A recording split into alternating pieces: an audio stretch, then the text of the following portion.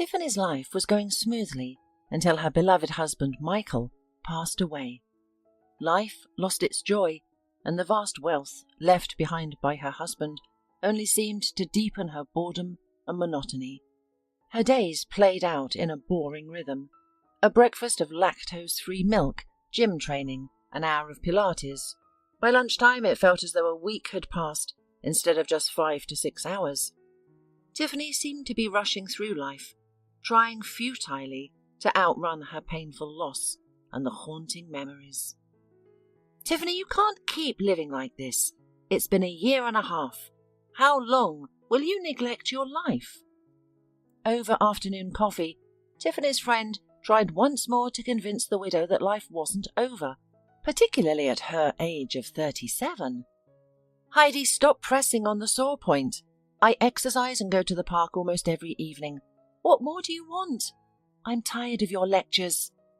Tiffany didn't want to upset her friend, who had supported her all this time, but she was too drained to hold back, and her emotions spilled over. Heidi understood everything. She ignored the harsh words of her best friend, with whom she had been close since high school. Their friendship had been tested time and again, experiencing both highs and lows. Heidi was confident that they would weather this storm too, yet she couldn't ignore her friend's best years seemingly slipping away. "Do you think sports and walks are the solution, Tiffany? You only leave the house to escape reminders of Michael. You're running from yourself, not living fully." "And what options do I have? I don't have children or a husband now." Tiffany struggled with the concept of moving on. Overwhelmed by her circumstances, she wondered how to start afresh when so much had happened. "You can still have kids. If things with Michael didn't work out after all these years, there must be a reason. Maybe fate intervened, preventing the birth of children in your family." Heidi's harsh words were deliberate, an attempt to jolt her friend's rationality. "I've pondered over that myself, but if I had a child with Michael, I would have lived for him. I would have—" Tiffany was cut off by a doorbell, her thoughts instantly scattered. Tiffany looked through the intercom, but she didn't recognize the person standing outside, so she asked, "Who's there?" "Is this Tiffany Jackson's place?" was the answer to her question. "Identify yourself before asking questions, young man." "Apologies, I'm Lee, a courier. I have a package for Tiffany Jackson," the courier said, feeling a bit awkward. Tiffany peered through the intercom once more, and indeed saw a large box. There was no longer any hesitation about whether to open the door. "Yes, I'm Tiffany Jackson," she confirmed as she opened the door. "Please sign here." The courier handed her a pen and a signature sheet. "And by the way, today is my first day on the job, so I forgot to introduce myself at the beginning. I hope that didn't inconvenience you. I promise to be more considerate from now on." "It's okay, Lee. It happens to everyone. Have a lovely day. Goodbye," replied Tiffany. She carried the package to the kitchen, where her friend was already eager to know more. "Well, what is it? Who's it from?" Heidi asked. "I don't know, Heidi," replied the surprised Tiffany, clueless about the mystery sender's identity. "Tiffany, let's hurry up and open the parcel. It's such a large box." Heidi encouraged the confused Tiffany. Finally, the box was opened. Both friends gasped as they saw the children's items inside. "This is ridiculous. Why would I need baby clothes? Maybe there's been a mix-up. We need to catch up with the courier and ask." Tiffany rushed towards the door, but stopped when she heard her friend shout, "Tiffany, there's a letter. It says it's for you. Let's read it quickly or the suspense will drive us mad." Tiffany hesitantly began to open the envelope, a sense of dread washing over her. She had an intuitive feeling that it held nothing but bad news. Time seemed to stand still as her eyes scanned the words. "Hello, Tiffany. This is Deanna. You probably don't know me. Michael wanted to tell you about our family, but feared it would hurt you. His love for you faded long ago, but his respect for you as a person remained. His life with you caused me pain throughout the years, as it did to our son. Yes, Tom is Michael's and my son. They loved each other deeply. Michael was an exceptional father. I'm writing this letter because I am at a loss. I hesitated to reach out, wondering if it was necessary, and then I realized it was necessary. You never had children, though I know you wanted to. Michael was upset about it. He yearned for a child, but you couldn't give him that joy. When he pursued me, he expressed a desire to have a child immediately. My love for him was instantaneous, so it didn't take long for us to act. Michael was wealthy and successful. Who would refuse to bear the child of such a man? I'm writing to you for a different reason, though. Michael left a substantial amount of money for Tom and me after his death. However, it proved to be less than it seemed. I am young and beautiful, and I have daily expenses for skin and body care, healthy food and trendy clothes. The money just seemed to evaporate. I'm sure you, as his legal wife, inherited much more. Please share some of it with us, without resorting to legal battles. After all, Tom is Michael's son, and you should be concerned about his future. If you're unwilling to settle this amicably, we may need to take more drastic measures. But why waste money and time on lawyers? I hope you understand my position and won't refuse my modest request to assist my son and me. Is this a joke? Heidi was in such shock at what she had heard that she couldn't bring herself to believe what was happening. Heidi, pour me something stronger. Tiffany, taken aback by the news, managed to request from her best friend. Heidi rinsed 2 glasses and filled them with a fitting sedative for the situation. Yes, Tiffany, I didn't expect this from your husband. If it's not someone's cruel joke, then your beloved turned out to be a cheat, Heidi lamented. Tiffany ignored Heidi's lamentations. She was confused by how she had failed to notice for so long that her husband was cheating on her, and even had a second family with a child. Heidi, I want to be alone. Tiffany interrupted abruptly and tersely. Of course, dear. If you need anything, call any time, day or night. Igor and I will always be here to support and help you. Heidi hugged Tiffany and headed for the exit, thinking about how lucky she was to have a faithful husband and 2 children. On the other hand, she was deeply hurt for her best friend, whose family also seemed perfect. Sure, they didn't have children, but Michael adored Tiffany. How did this happen? There was no excuse for the cheater, but there were more questions than answers. A few weeks passed after the terrible news. Tiffany completely stopped going to the gym. Life became even more unbearable. Memories of her husband, once a source of sorrow, now only brought chaos, confusion, and grudge.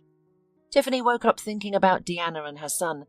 Every morning she remembered that damned letter and those children's things, which had long ago ended up in the dumpster outside Tiffany's house. Tiffany couldn't comprehend how Deanna had the audacity to write to her. Why should she care about the child born from her deceased husband's affair? The idea of sharing property and money with a woman who knowingly had an affair with her husband was incomprehensible. Tiffany definitely decided she wouldn't give a penny to Deanna. Her grief over her husband's death was slowly turning into anger and resentment. What's even happening? Tiffany found herself shouting aloud in her empty apartment. You fool! Get up from this couch. Start a new life. Don't walk. Run. Live. She continued to berate herself. Stop mourning over the cheaters. Deanna, you can go to hell. You won't get a dime. Learn not to sleep with married men. Did you mention lawyers? Honey, you won't have enough money for a good lawyer. When her anger subsided, Tiffany suddenly realized that she wasn't as old or hopeless as she had thought. This revelation sparked the idea of going on a date. Despite her previous reluctance to let anyone close after her husband's death, she now saw this as a missed opportunity. Without further thought, the still young and wealthy widow decided to venture into online dating. despite the risks associated with dating sites, they provided the easiest way to find a companion. She hoped to rekindle her zest for life through these interactions. In no time, she had created her profile and uploaded photos. The only task remaining was to sift through the numerous suitors and find the most deserving one. Eugene, aged 55, was the first to write. Despite the nearly 20-year age difference, he did not appear uncomfortable, but Tiffany, with her plans about children and happy, active, joint future, was not inspired by such a person. Then came messages one after another. Young guys tried to test their fate, noticing expensive jewelry on a lady much older than them. After a couple of hours, Tiffany was finally drawn to a message from a man named Nick, who appeared to be around 40 years old. The photo revealed a tall, athletic, confident man in his prime. "Hi, I'm Nick, 40 years old, unmarried, no children. Would you like to chat?" His message read, succinct and straightforward. "Hi, I'm Tiffany, a 37-year-old widow with no children either. Of course I'd like to chat. That's why we're here, to meet new people." Tiffany responded, trying not to appear too formal and hide her lack of experience with men. Nick didn't reply for about 3 hours, leading Tiffany to believe he was uninterested in their acquaintance. "Good evening, Tiffany. I've been swamped with work. If not for the internet, I wouldn't find a spare moment to meet a decent woman. I'm not fond of online communication, so perhaps we could meet for coffee in an hour?" Nick, as it seemed to Tiffany, was not some frivolous online slacker, but a serious man who valued his time. "Good evening. Why not?" Tiffany replied. They exchanged contacts and planned a meeting. Nick proposed to pick her up in his car, but for safety reasons, Tiffany decided she would drive herself to the restaurant. As an hour wasn't sufficient for her to freshen up and travel, the meeting was pushed 2 hours later. As she showered, Tiffany found herself surprisingly excited and anticipative of the upcoming date. Michael's mistress, their son, and her whole past life all seemed to have vanished. The affluent, slender woman easily chose her attire. The warm and dry spring weather worked in Tiffany's favour. She picked an elegant yet playful dark blue dress that highlighted her features, particularly her deep blue eyes. With brighter makeup and sweeter perfume, Tiffany was ready to charm her date from the website. Just in case, she decided to call her friend Heidi and inform her about her plans for the evening. At 20, you often just rush headlong into dates without much thought. By 37, common sense prevails, preventing such reckless ventures. "Hi, Heidi, I'm going on a date, but don't ask me anything yet. I don't even have the answers myself, and I'm not sure if this is the right thing to do." Then Tiffany relayed the restaurant's address, her date's name, and other potentially useful details. The street was lit by streetlights, but their glow wasn't enough to drive without straining one's eyes. Suddenly, Tiffany felt a jolt as her bumper was hit, and only by quickly pressing the brake, she was able to avoid a collision with the stone fence lining the road. Dressed elegantly and wearing 10-centimeter stiletto heels, Tiffany rushed out of the car to assess the situation. Few cars were on the suburban route, and everyone seemed to hurriedly drive home without acknowledging the incident. To her horror, Tiffany spotted a man lying on the curb, not far from her car. She felt the ground slip from beneath her feet, as thoughts of being imprisoned for manslaughter filled her mind. "Wake up! Come to your senses, I'm begging you!" Tiffany pleaded, and the man suddenly showed signs of life. Tiffany moved closer, but she hesitated to touch him. She knew from her school first aid lessons to avoid moving an injured person until medical help arrives, unless there's a life-threatening danger. However, she soon regretted leaning over the man. He reeked of alcohol, unkempt body, and typical street smells. "I'm all right," the man mumbled. "What? All right? I'm sorry, for heaven's sake, I didn't see you." Tiffany didn't know what else to say. It's all right. It was my fault. I jumped in front of your tires. What? On purpose? You're insane. I could go to jail because of you. Tiffany was clearly unprepared for such a confession. You're so beautiful. I think I'm in love. The man was slowly regaining his senses and struggling to his feet. What are you talking about? You're drunk out of your mind. I'm calling the ambulance and the police. They will come and sort things out, Tiffany stated, realizing she couldn't easily escape this situation. Please, I don't need an ambulance, and I won't report you. It's my own fault. I'm all right. Let me write a waiver of hospitalization and a statement stating I have no claims. And you will just allow me to shower at your house, clean up, disinfect my abrasion, and we can resolve this issue once and for all. Do you agree? The homeless man proposed. I'm not a paramedic. What if something happens? Tiffany was taken aback by the unexpected proposal, but was forced to agree, as she preferred this arrangement over lengthy legal procedures. Due to all this mess, Tiffany completely forgot about the date with Nick. Speaking with him, she missed many calls or messages from him. My name is Bradley. What's yours? The man in the back seat broke the silence first. Huh? What? Oh, yes, I'm Tiffany. Sorry, I was lost in thought. Tiffany was clearly disoriented and barely aware of her surroundings. It's a beautiful name, just like you. Truly stunning. The man continued to compliment her, but Tiffany ignored him. Tiffany, I'm serious. When I opened my eyes and saw you in that gorgeous dress, so fabulous, I wanted to live. I think your beauty pulled me back from the other side. Thank you, but I'm really not in the mood for compliments right now, Tiffany replied, her thoughts elsewhere. Okay, I get it. I'll be quiet then. The rest of the journey was quiet, and they soon arrived at their destination. Come in, Bradley. I suggest you take a shower first, then I'll set the table for a late dinner, Tiffany said, unsure of how to politely but quickly direct her unexpected and poorly scented guest towards the shower. Yes, I agree. Can I have a towel? Just a second.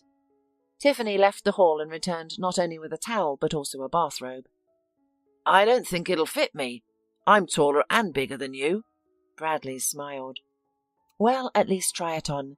Your clothes, I'm afraid I'll have to throw them away. By the way, the robe belonged to my husband. He wasn't as tall as you, but it's better than nothing. I'll also grab some clothes for you from his closet. There must be something left. Tiffany tried to keep her composure despite the discomforting thought of a dirty and smelly man in her pristine, expensive bathroom. And why isn't he here? Did he leave such a gorgeous woman? What an idiot! Bradley called out from the bathroom. Tiffany retreated to the kitchen, sank onto the chair, wrapped her arms around her head, and surrendered to despair. Why is all this happening? Why me? Did I really deserve such a fate? My husband cheated, then died, and now there's a homeless man in my apartment. Life is just spiraling downwards. It can't get any worse. The sound of water subsided, and Tiffany realized that now she would have to somehow find common ground with a stranger before he left. She heard footsteps leading into the kitchen. Do you prefer meat, or... she started, but lost her words. The widow, who had not seen a man's body in quite some time, was stunned by the sight of the half-naked man standing in the doorway of her kitchen. Her heart pounded wildly, and her temperature soared. There was no trace of that street-scented homeless man. Meat or what? The man continued her incomplete sentence. I eat anything, so no need for any special dishes. Sandwiches will do. But could you first tend to my abrasions? I need to take you to a doctor. This is serious. Tiffany snapped out of her momentary daze, realizing the severity of Bradley's injuries. No, I've been in more dangerous situations before. It will heal quickly enough, like a dog does. You saved my life today. If it weren't for you, I'd be gone. Fate has decided to give me another chance, Bradley stated firmly. Sit here on the chair. I've prepared the first aid kit. Let's see what we can do. Tiffany suggested, pulling her robe down to reveal a muscular physique that even her ex-husband couldn't match. The wound is very deep. What if it's more serious than it looks? The doctor should... Don't worry so much, Bradley interrupted. Just bandage it up, and that's all. Okay. Can I ask you something? Tiffany asked, her curiosity overriding her anxiety. About what? How did I end up like this? Why did I smell like a garbage dump mixed with sewage? Is that what you're wondering? Bradley laughed. You're the one who said it. I would have asked more politely. So what happened? You don't need to know that. You saved me, cleaned me up. Thank you. Bradley made it clear that it was best to leave the topic alone. The evening was shaping up to be long and awkward. Tiffany found it difficult to make sense of the situation. A handsome, confident man who was homeless. It didn't add up. People do lose their homes and businesses, ending up in dire straits, but it is rare that a person so dramatically, morally, and physically sink. It is necessary to despair to the point of no return. It was possible to guess for a long time. The truth, anyway, could not be found out, because the guest was clearly not desiring an open conversation. Tiffany, what happened to your husband? Bradley asked. He is dead, the woman replied succinctly, which took Bradley surprised. He didn't ask any further. Do you live alone? You've got a fancy car, a high-end apartment, designer clothes from your husband. Did you inherit all this? Bradley continued to probe, trying to understand his rescuer better. Are you suggesting that I'm a kept woman? No, that's not it. I've worked all my life and supported my husband in everything. After his death, I gave up my business, and now I live on interest from my assets and savings. I've got enough, though. I see. I didn't mean to offend. I'm sorry. You looked quite dressed up today. Were you going on a date? Bradley asked. Exactly. Good heavens, I forgot. There was a man waiting for me, Tiffany exclaimed as she ran out of the hall and into the hallway to retrieve her purse. Checking her phone, she found 5 missed calls and 2 messages. She immediately dialed Nick to explain her absence. Hi, Nick, I've been in an accident. I apologize. It's been quite a mess. Have you been waiting long? She started the conversation emotionally. Not to worry. How are you? I was concerned. Are you hurt? Nick asked, clearly worried. No, I hit a man, but he's okay now. You hit a man? Tiffany, this is serious. I have connections. Do you want me to call and help sort everything out? Nick offered, showing his responsible and caring nature. No, Nick. Thank you, but everything's been resolved. I'm really sorry. I hope we can still meet next time and get to know each other better. The two said their warm goodbyes. Tiffany was impressed with Nick. They hadn't met yet, but she already felt that he was someone special. Her thoughts were interrupted by Bradley. Tiffany, I tried on the tracksuit you found for me. It's a bit tight, but it's better than what I was wearing. I'm glad it fits you, she replied. Then I'll go. Thank you for returning me to life. I met you and reassessed my values. You're an incredible woman. Bradley said affectionately, moving a little closer to the woman. Where are you going to go at this hour? I can't kick you out after the accident. Rest for the night. We'll figure things out tomorrow. Tiffany was hesitant to let Bradley leave. He didn't have a phone or any other means of communication. What if his condition worsened? However, these thoughts were tangled with other absurd ones. The lonely woman, yearning for male companionship, desired to feel the masculine presence in her empty apartment for as long as possible, especially since the guest was quite attractive, which was slowly making her lose her sense of reason. Can a random man really make my heart race? Tiffany pondered, caught in a limbo between reality and illusory feelings. Are you serious? I didn't expect such an offer. I'll be bold and accept it without any regrets, Bradley replied. A few hours passed, and the unusual couple, a homeless man and a rich lady, had already discussed many topics, some of which were quite personal and even inappropriate at times. Tiffany, it's so easy to converse with you. It feels like my wounds have healed, and I found a new purpose in life, the man said as he tucked the blanket into the duvet cover without interrupting their conversation. Thank you. I feel a bit calmer too, Tiffany lied. She found it difficult to stay calm next to a man with such an appealing physique. Why didn't we meet sooner? I would have married you without a second thought, Bradley exclaimed. Don't be silly. Do you think you could make me favour you? She retorted. Yes, I do. I might be a bum now, but... Bradley didn't finish his sentence. Tiffany didn't pry. She understood that he was withholding something. Well, it's late, and better to go to bed. Today was a long day. Tomorrow I'll either buy you some clothes or we can order some online together. They should be delivered within a day. Tiffany bid her guest good night and retreated to her bedroom. Sleep eluded her as the day's events whirled in her mind, making it feel as though the world had turned upside down. Suddenly, Tiffany heard the door to her room opened and felt a man's hand on her arm. She realized she had wanted this. After a passionate night, sleep claimed her. It was a peaceful sleep, as if she was in the arms of the King of Dreams, not just an ordinary man named Bradley. Tiffany awoke late in the morning, feeling disconnected and weak. As the events of the previous night flooded back, she lost all desire to stay in bed. Disturbed by her thoughts and the realization of waking up alone, she sprang up. Bradley was nowhere to be found. Panic gripped the bewildered widow as she searched the apartment for her unusual guest.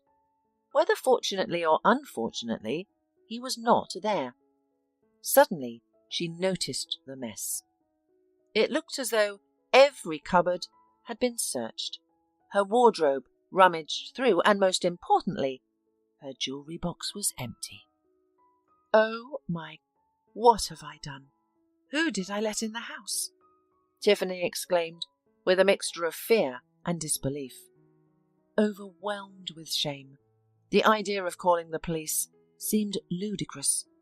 She had invited a homeless man into her house, and worse, she had shared a bed with him.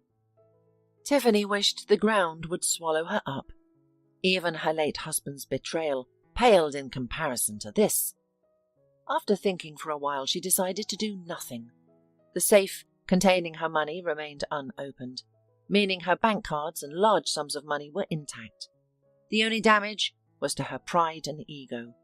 The incessant vibration of her phone interrupted her thoughts. Hesitantly, she decided to answer the call. Tiffany, wake up! I've been dying to know how your date went. How was Nick? Heidi's impatience was palpable. Hi, listen, it was fine. Can we talk about it later? I need some time alone tonight, just to clear my head, Tiffany responded. Hey, dear, is everything okay? Did he do something to you? If he did, you need to stand up to him. Heidi pressed on. No, Heidi, everything's fine. He's the best man I've met in years. It's just that things are changing, and it's a bit overwhelming. I need some time to process it all. Tiffany managed to convince her friend to give her some space. They said their goodbyes, but Tiffany had only questions swirling around in her mind. What am I going to do? Tiffany started cleaning up the mess made by Bradley, and to distract herself from sad thoughts, she decided to turn on the TV. The music channel was blaring with the grating voices of today's underperforming singers, so she switched to a news channel covering current events. The kitchen was the only place that hadn't been damaged. Apparently, the bum took a good look at it last night during dinner and didn't find anything of value. Tiffany began cleaning the living room where the intruder had slept, or pretended to sleep. On the coffee table, Tiffany found her sleeping pills. That's probably why she slept so soundly that she didn't hear any noise during the night. New theft schemes have been identified within the capital and its suburban. Law enforcement agencies ask all drivers to be extra vigilant on the roads in the evening, the news reported. Crime stories always piqued Tiffany's interest, so she shifted her attention from the window to the TV screen. The girl from the news program, meanwhile, continued to reveal the details of the case. A gang of swindlers disguised as homeless people are pulling off an uncomplicated acting stunt. A man dressed up in a homeless person's outfit throws a bag of rubble under the wheels of an approaching car in the semi-darkness. Everything happens so quickly that the driver doesn't have time to see the object ramming the bumper on impact. The dazed driver stops the car, and then the real spectacle begins. The swindler lies down on the roadside and pretends to be dying. In the second scheme, the swindler convinces that he wanted to end his life. In all cases, they ask not to call the police and ambulance. Tiffany stood listening to the news, and her legs were treacherously shaking. She didn't want to believe what she was hearing. It was as if the news anchor were revealing all the secrets of last night at Tiffany's house. The next point on their agenda is asking for shelter for a few hours to clean up, treat their wounds, and rob their victims. Stay alert and make sure to call the police and an ambulance if you're involved in an accident. Those who can assist in the investigation are urged to provide all available information to law enforcement. More on this later in the news. Tiffany Jackson, a former businesswoman, fell for such a cheap trick. She was disgusted with herself, but the wounds on the swindler's body were real. Could this scum be so well prepared? Tiffany found herself not only recalling Bradley's words, but also his sculpted body, which she had admired for half the night, not suspecting such a cruel setup. Suddenly there was a call on the intercom. Tiffany looked at the screen and saw the courier who had delivered some not-so-good news a few weeks ago. "Hello, Lee, right?" Tiffany asked as she opened the door. "Good afternoon. Remember me? Nice to meet you. There's another package for you. Please sign here." Lee glowed because he liked this woman very much after the first meeting, although she was older than him. "One more bad news. I wish those packages get lost along the way. I wouldn't mind," Tiffany smirked, recognizing the sender. "I'm sorry," Lee said, not understanding the situation and feeling a bit embarrassed. "You're such a humble little guy, always so sweetly embarrassed. Okay, thanks for the delivery. Have a wonderful day," Tiffany said, bidding the courier goodbye. She was in no rush to open the package. She wasn't concerned about her husband's affairs today. However, a couple of hours later, she regretted not opening it sooner. Tiffany spotted a large cockroach on the hallway wall. Fear swept over her. There weren't just one, but several cockroaches scattered around the apartment. Tiffany looked at the package from Deanna and was horrified. Cockroaches were crawling out of it, as if it held 100 of them. "What nerve! I'll show her!" Tiffany was livid. Around 30 minutes later, the pest control service arrived, and they swiftly eliminated all insects from the apartment. The furious woman decided not to wait any longer, but to confront her adversary immediately. She dialed her family lawyer and requested a meeting that day. A few hours later, Tiffany found herself in the office of a highly skilled specialist. "You knew about her? Seriously?" Tiffany was speechless. "Yes, Mrs. Jackson, but you have no cause for concern. Frankly, I have my suspicions that this is not his son," the lawyer said, clearly hiding something. But Tiffany needed to uncover the whole truth. "Not his son? What makes you think that? If you have any crucial information, please share it with me. Deanna started threatening me and even sent insects to my house. I don't take her seriously, but she does make my life difficult occasionally. I want to get rid of her once and for all," Tiffany expressed, determined not to leave the office without answers. "Threatening? That's a different conversation. I think she's a simple con artist who conned your husband out of his money. Now that he's dead, she's trying to extort money from you, right? And about the child, my assistant have seen Deanna with a young man her age several times. The child looks exactly like him. I'm convinced she was already pregnant when she met your husband. Maybe their meeting was a set-up too.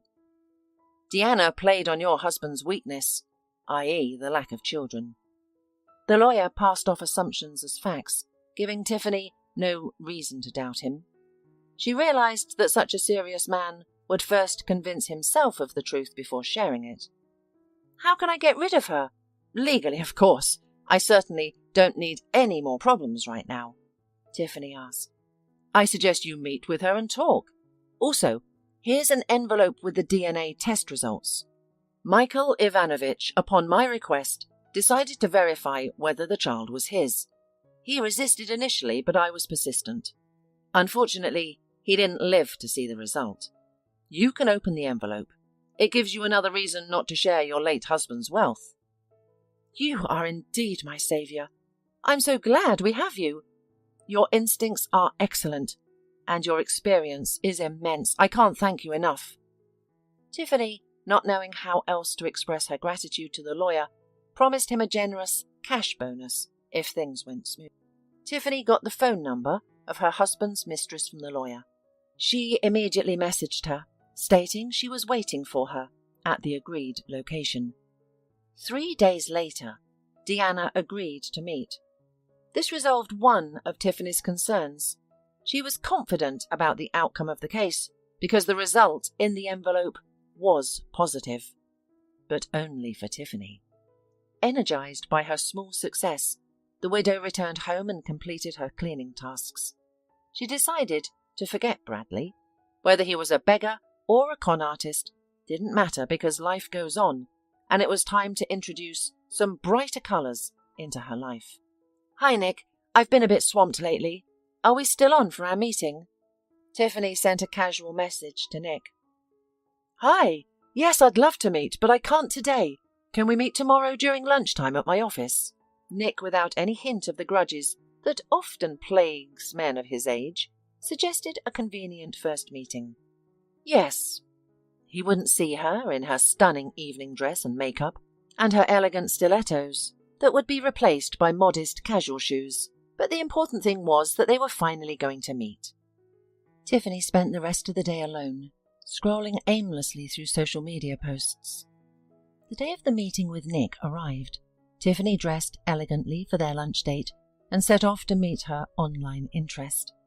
Driving up to the meeting place, Tiffany saw that Nick was already waiting for her, holding an incredibly beautiful basket of flowers. Tiffany, hello. You look very elegant. These are for you, the charming man said, handing her the basket of flowers. He then began to inspect her car, assessing the damage from the accident. Nick, thank you. It's my pleasure, Tiffany responded, feeling elated. The man was even more attractive than in his photos. Tiffany, let me help with the repair. I know someone nearby who can fix your car up in a couple of days, Nick offered. Tiffany was unsure how to react, unused to having a man's assistance. There's no need. I'll handle it myself. I just haven't had the time or inclination to arrange the repair, she replied. Don't worry about it. Let's have lunch now, and afterward I'll take care of everything, Nick assured her. The date was a success. Tiffany was captivating, and Nick was entirely smitten by her charm. After lunch, as promised, Nick helped with the car repairs, covered all the bills, and ordered a cab for Tiffany. Despite his tight schedule, he offered to be her driver, promising to find time for her. 5 days later, Tiffany called her friend Heidi and invited her to dinner. It was time to share everything that had happened to her, but at the time for the meeting, Tiffany felt unwell. Hi, Tiffany, are you feeling okay? Heidi asked, concerned. Oh, it's just a stomachache. Maybe I overate at breakfast, said Tiffany, and began to recount everything, starting from the accident. Girlfriend, what were you thinking? You brought a swindler into your house and spent the night with him? You are acting like a fool. 1.5 years after her husband's death, she's been turning down suitors, and now she's with a homeless man. Heidi scolded her friend, unable to comprehend why her beloved Tiffany had taken such actions. Believe it or not, you would have done the same in my shoes. He was so charming and confident. I helped him, cleaned him up. It's unbelievable. How could he have lied so blatantly to my face? Tiffany tried to justify her actions, but even to her words sounded absurd and outlandish. "Well, my friend, you've lost your mind. You haven't even reported him to the police for the thefts. Why don't we go and do it now?" "I don't want to report it. I'm ashamed of myself. A woman in her almost 40s, bringing a homeless man into her house. Nope, I won't humiliate myself like that." Tiffany rejected all pleas to report the incident. "I realize it does sound absurd, but even the news has reported on this gang, as you say. Maybe I should have testified." The friends argued for a few more minutes when suddenly Tiffany felt so unwell that her face turned green. "Gosh, Tiffany, what on earth did you eat on that makes you so nauseous?"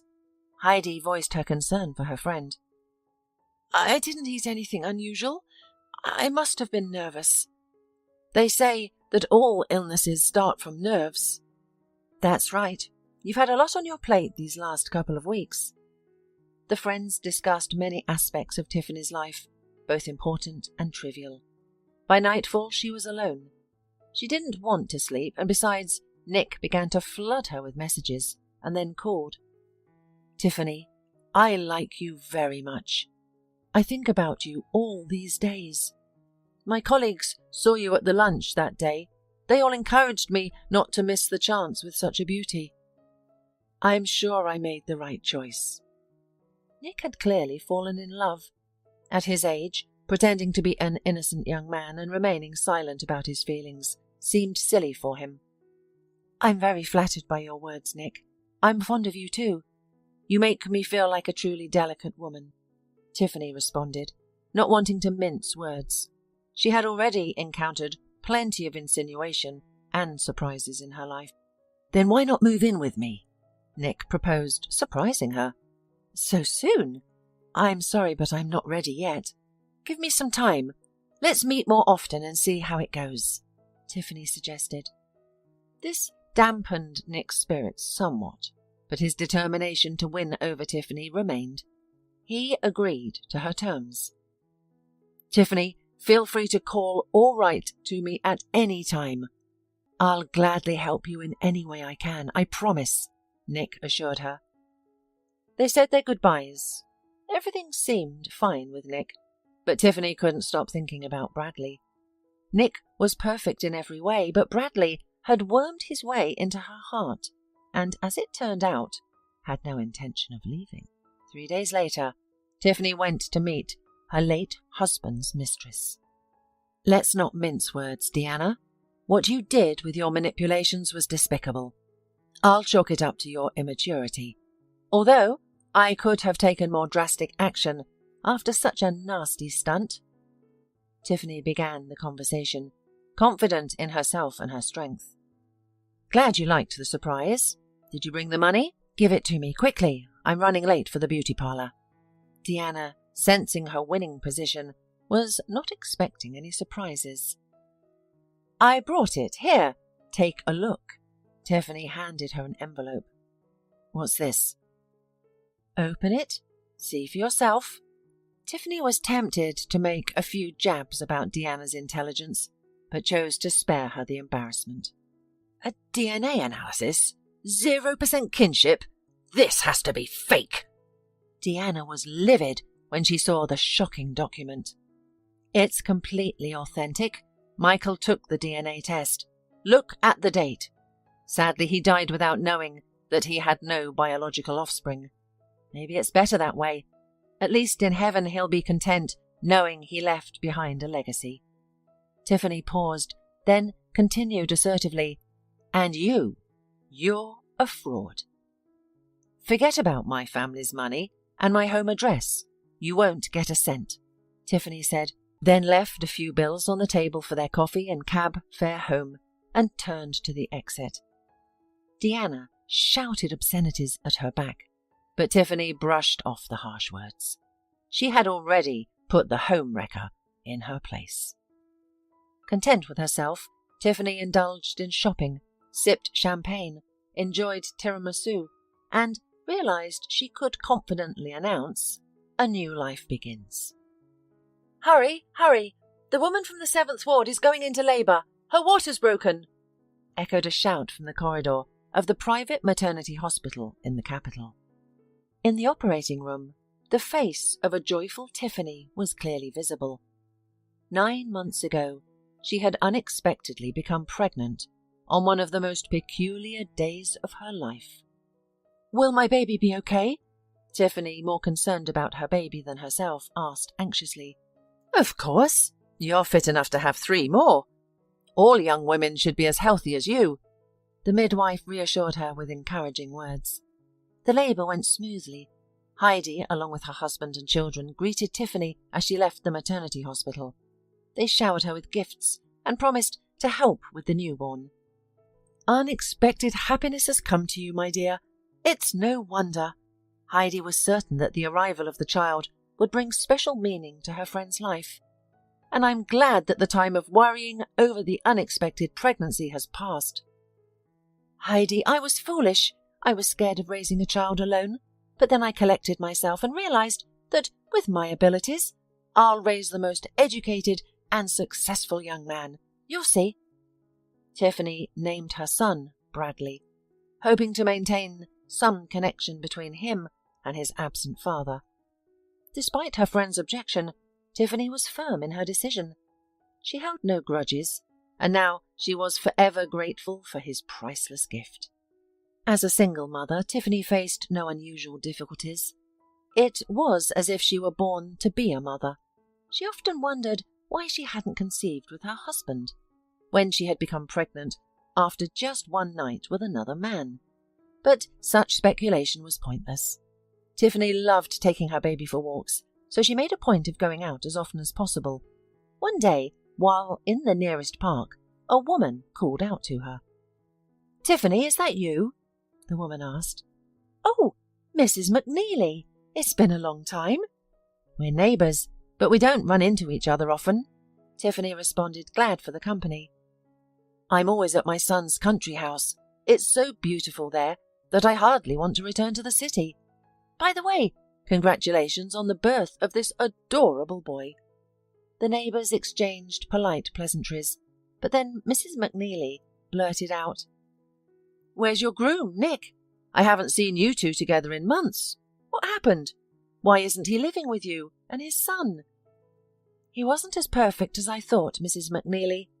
Tiffany refrained from revealing that he wasn't the father, keen to avoid unnecessary gossip. "All men are the same. Anyway, you'll manage on your own, dear. You're wealthy and educated. It's not that difficult to raise a child if you have money and intellect." Mrs. McNeely's words hit the mark. "You're right, Mrs. McNeely. I have the resources, and my Bradley won't lack anything. Thank you for your support," Tiffany responded.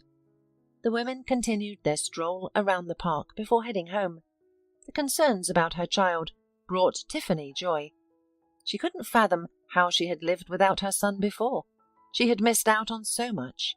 But as they say, everything happens in its own time. Years passed and Bradley started first grade. "Bradley, how was your first day at school? Did you like it?" Tiffany wanted to know every detail because school marked a new phase in her son's life. "Mummy, it's great. There are so many kids. I've already made friends with Paul and Molly. They're really cool." Bradley was clearly delighted. "And what do you think of Ms. Jones? She will be your teacher for the next years." "Mum, she's nice. She praised me when I read the alphabet without mistakes," the first grader said with a proud look. "You're a good boy. Make sure Miss Jones continues to praise you. I'm confident you'll do well, my dear." Tiffany was overjoyed to hear about her son's success. "Mum, can we get ice cream?" "Ah, let's go." It didn't take long to convince the loving mother. The small family, composed of a mother and her son, joyfully entered the nearest cafe. "Ice cream for us, please," Bradley ordered. "What flavour would you like? Or do you want a mix?" asked the young waitress, pulling out a notebook to jot down the order. "Mix. Chocolate, strawberry, and let's have cherry." The boy picked his favourite flavours. The waitress left to get their order, and Tiffany was left stunned. She thought she saw Bradley, not her son, But her child's father leaving the cafe. It's unbelievable. Tiffany whispered almost inaudibly. Mum, what? What did you say? Her son didn't understand her. Nothing, honey, nothing. A few more months passed. Bradley was studying diligently, and Tiffany was pleased with his progress. Life was improving, and everything went on as usual. Once again, while waiting at the school gate for her son, Tiffany spotted the man who resembled Bradley's father among the passers-by. She felt herself slipping into madness, occasionally drifting back to the past. She promptly pushed these thoughts aside and promised herself to avoid such nonsense. She was a mother now, and she decided there would be no more men in her life, at least until her son was grown. She was content with her small family. On the weekend, she visited Heidi and her family. Little Bradley adored his mother's friend and her children. Heidi often treated him with gifts and treats. Aunt Heidi, I'm so glad to see you, he said, and smiled to his godmother. Mummy tells me you enjoy school. Have you made any friends? Asked Heidi. Yes, I've made many new friends. I even invited them to play this weekend. They promised they would come. Right, Mum? Bradley asked Tiffany, who was busy setting the table. Yes, Sonny, now eat up before your food goes cold, responded Tiffany. After dinner, Bradley retreated to his room to play with Heidi's kids. Heidi, I have something to tell you, but keep it quiet, okay? Tiffany felt the need to share her suspicions, even though they might be just figments of her imagination. She was unsure of what to make of it. What is it? Hurry up and spill, or I'll die from curiosity, Heidi urged her friend. I think I've spotted Bradley's father, Tiffany confessed. Seriously, Tiffany? That good-for-nothing drifter? Heidi exclaimed in disbelief. Quiet, for heaven's sake, we can't let Bradley over here. Yes, but he was dressed decently, and he didn't resemble a tramp in the slightest. You could be mistaken, you know. You mention that scoundrel so often, you might have started seeing things, Heidi pointed out. I thought the same, but I've seen him twice, and it couldn't have been a hallucination both times. You've truly stunned me. I'm at a loss for words. The friends chatted for a few more hours, trying to figure out why he could show up, and if he was really there. Heidi, thank you. I've said my piece and I feel relieved. I'm going to treat it as a figment of my imagination, Tiffany said at the end of the evening. Absolutely, friend. There's no need to dwell on the past, especially with men like your dear con artist. There are plenty of them. That day, Tiffany went to bed later than usual. She confessed to herself that she would love to see and talk to her son's father again. She had cherished their one night together all these years. Yes, he turned out to be a liar and a thug, but what can one do about the heart's desires? Tiffany fell asleep, but even in her dreams, she couldn't escape the image of the man who had captivated her. The next morning, Tiffany took Bradley to school and went to the supermarket. Tiffany? A man approached the woman closely as she selected fresh bread and her son's favourite rolls. Her heart froze, then pounded fiercely, then froze again. This cycle continued until heavy male hands spun her around. Tiffany stood frozen, locking eyes with Bradley, the man who had stolen her heart years ago. He seemed unchanged, still the handsome, confident man she remembered. Tiffany, what's wrong? Don't be scared, it's me. Bradley tried to calm her. You, she managed to stammer. Yes, Tiffany, it's me. I know I've behaved terribly, but... He didn't get to finish. Tiffany dropped her groceries and bolted out of the store. Tiffany, wait, don't be foolish, he called after her, but she was already in her car, pushing the accelerator to the floor, fleeing from Bradley, or perhaps from herself. After driving several kilometers, she had to pull over. She was struggling to breathe and felt so ill that she was dizzy. God, it was him! I'm not crazy! Tiffany screamed in desperation. She couldn't understand why she had run away from him. She had replayed their meeting in her head countless times. She had wanted this meeting, had dreamed of it. "You're blocking the exit," a voice called from the partially opened car window. "What?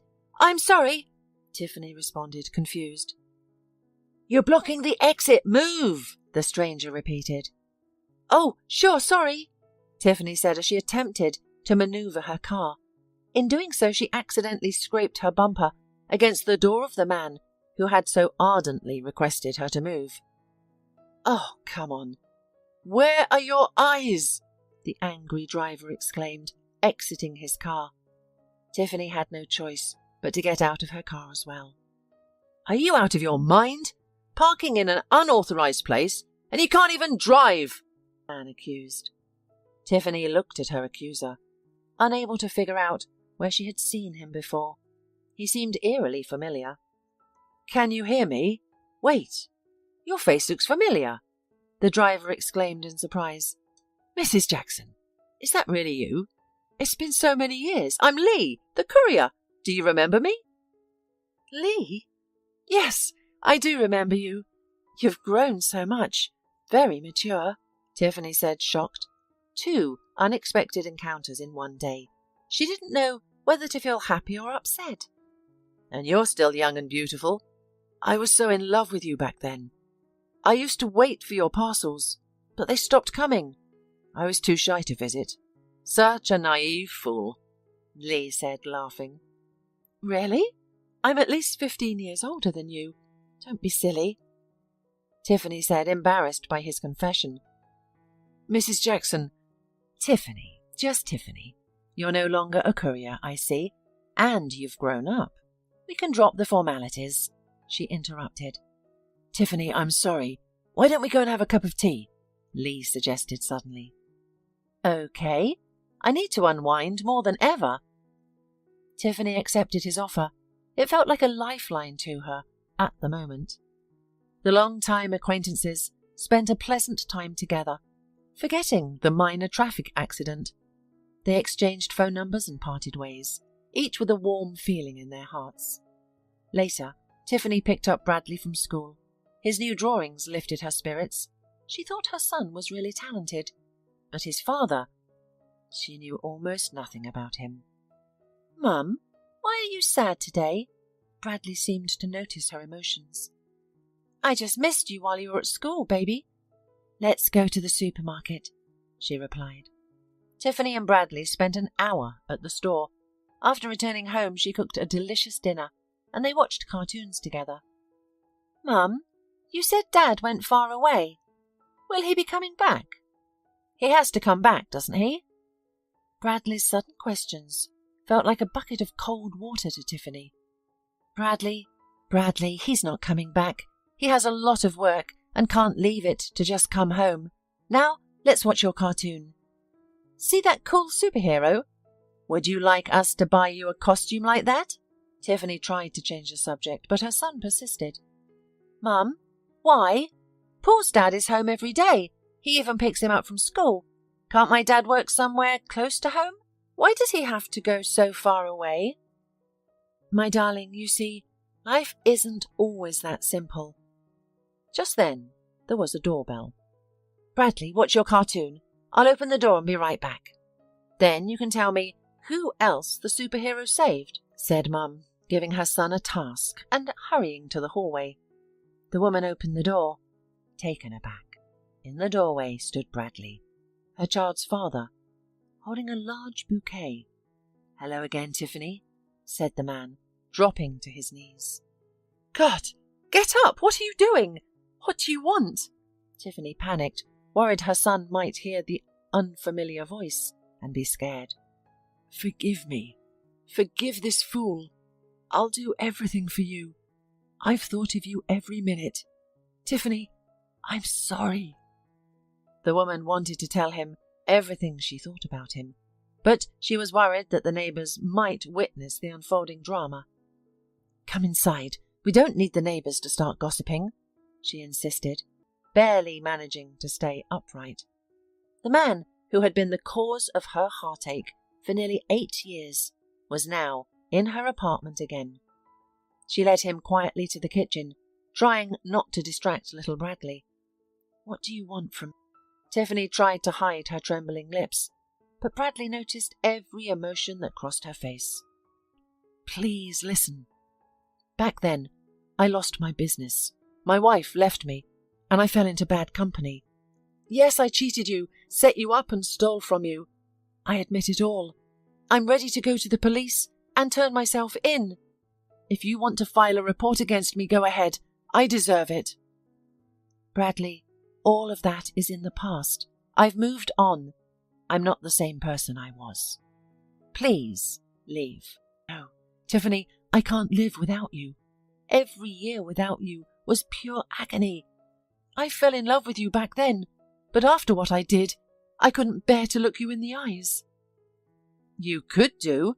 You had the audacity to cheat and steal, yet you lacked the decency to repent. I've already forgotten and forgiven you. That's all." Tiffany summed it up, although she didn't believe her own words. "I beg your pardon. I'll return every cent I stole. Honey, I want to take you with me. I have a large house, a prestigious job.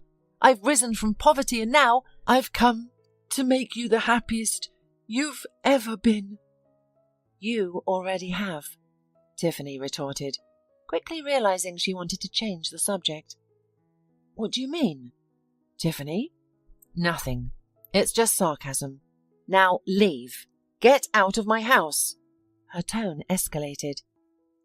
"It didn't sound like sarcasm. Is there something you need to tell me? Please don't hide anything." Bradley sensed something amiss. "No, I have nothing to tell. Just how much I've cursed you all these years. You used me and ran away. What a humiliation." "Sweetheart, calm down.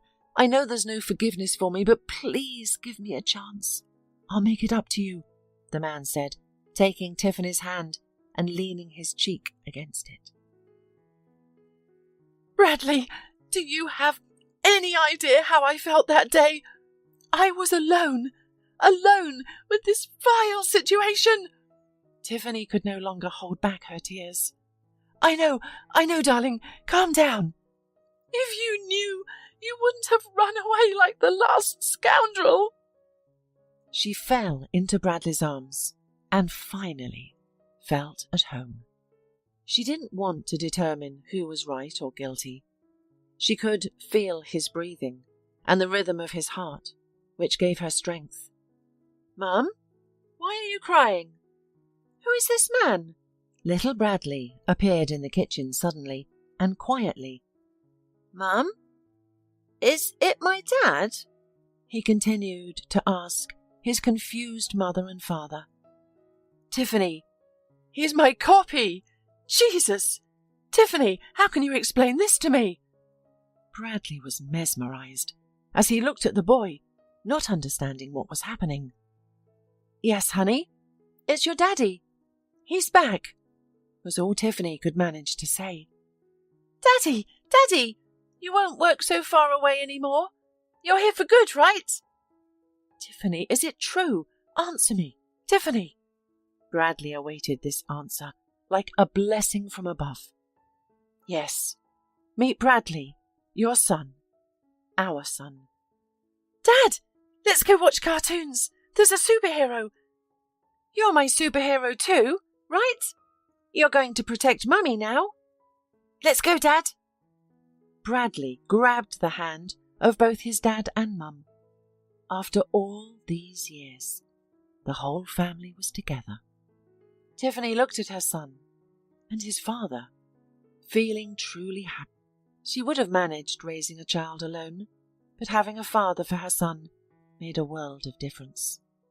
Even though Bradley initially stumbled, the most important thing was that he had come back to them, making their lives much more joyful and fulfilling.